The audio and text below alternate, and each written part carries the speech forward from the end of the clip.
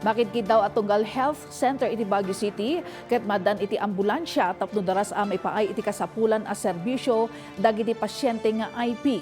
Kastamot makidkid now iti panakaimuntar ti IP data center iti syudad. Daytoy ti report. Kasmay sa nga Indigenous Mandatory Representative iti Pinsaw Proper Barangay iti Baguio City, nakita ni Roger Sinot ti pagkasapulan nga ambulansya iti tunggal barangay tapno daras maitaray iti ospital dagiti pasyente. No saan a posible, nasayat at tunggal health center iti clustered barangay katrumbang maadaan iti ambulansya. We turned out to be appealing to the City Health Office to have at least in every health center there should be an ambulance. May sapay akid daw na makatulong iti programa apang salunat kanda dumapay a kasapulan panggap dagiti IP ket ti panakaimuntar iti IP data center iti syudad. We have an IP center here in near the city library that is not being used. We want to have it as an IP data center.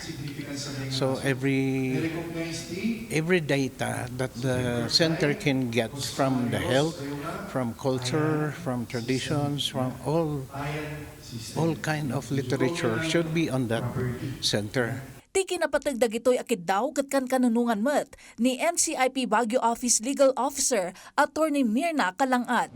Po natin na importante yung IP census para po kapag may IP census, alam din po ng government sino yung bibigyan nila ng serbisyo. Dagitoy apakasaknan dagiti IP, ti target may payan atensyon iti annual paralegal training activity ti NCIP. Anay siyang kat iti Bimaak Multipurpose Hall iti syudad ti Baguio itay na biit. This hopes to strengthen yung ating indigenous peoples, indigenous cultural communities para meron silang mai-disseminate na information sa kanilang community. Kastamat anay pakamo iti paralegal training, ti panggap ti YAKA program, connection ti jurisprudence iti customary laws, kan iti constitution kan general laws. Na iyon ay unay matlang ti kinapatag ti IP advocacy asan lang a legal empowerment ngam pakairamanan iti salunat ken health empowerment.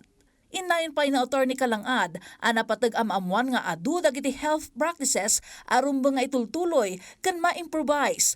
No pay mabigbigbig a kasapulan a marami dagiti IP health practices, masapul met a mabigbig dagiti clinic, hospital ken libre a medisina, mabalin a pagnumaran dagiti IP.